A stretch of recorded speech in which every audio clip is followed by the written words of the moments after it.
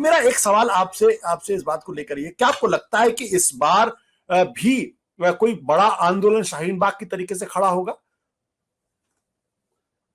ये तो देखना होगा। मुझे नहीं लगता कि दोबारा वैसा होगा। कुछ भी अपने आप को ठीक उसी रूप में नहीं दोहराता। कोई भी परिघटना, कोई भी घटना, कोई भी आंदोलन भी।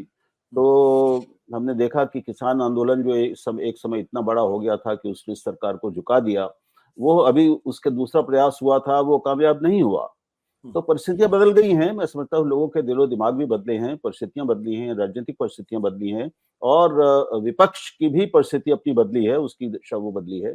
तो वैसे आंदोलन की मुझे उम्मीद नहीं है, लेकिन इसका विरोध, इसकी आलोचना तो निश्चय ही होगी और इस पर मैं समझता हूँ गंभीर विमर्श भी होगा। लेकिन अब चूंकि ये नोटिफाई हो गया है, अब किंतु परंतु की ज्यादा गुंजाइश नहीं है, तो फिर कोई अब सबको ये तो समझ में आ गया है, हमको आपको भी, कि भाई इसको वापस लेने की तो कोई सूरत बनती नजर नहीं आती। इसलिए अब इसको बेहतर कैसे बनाया जाए, मैं समझता हूं कि जो कानूनी विशेषज्ञ हैं उनको इस बात पर थोड़ा वो इस पर विचार करेंगे और इस पर कुछ विमर्श होगा, सुझाव वगैरह कुछ सामने आएंगे।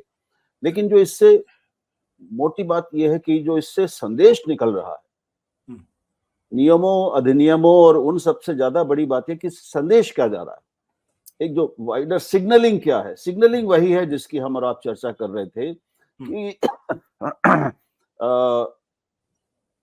इस तरह के कदम उठाकर जो ऊपर से बड़े निर्दोष से भी लिखते हैं, जो कि ये बहुत सीधी बात है कि भाई इससे हम किसी का कुछ ले नहीं रहे हैं, तो मुसलमानों को भड़कने की जरूरत नहीं है, उनको घबराने की और भयभीत होने की जरूरत नहीं है, किसी की भी नागरिकता वापस नहीं ली जाएगी।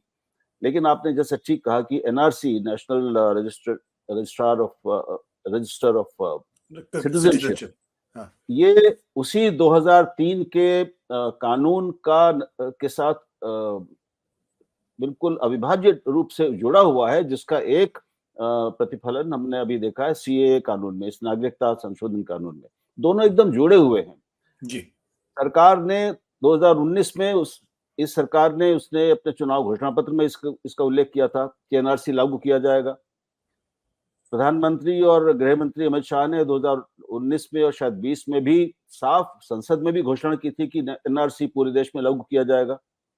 वो लागू जब हुआ, वो केवल असम में हुआ और वहां पर हम जानते हैं कितनी बड़ी गड़बड़ हुई थी। 19 लाख जो लोग थे उनके वो वंचित हो गए थे और उसमें कई सचमुच के नागरिक भी थे, भारतीय नागरिक जो यहीं के थे, सिर्फ उनके पास कागज और दस्तावेज ठीक नहीं थे।